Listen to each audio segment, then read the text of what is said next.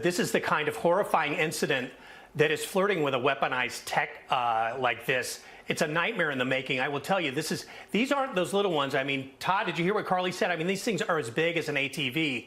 And we're talking about multiple that are really designed to spray chemicals out the bottom of them.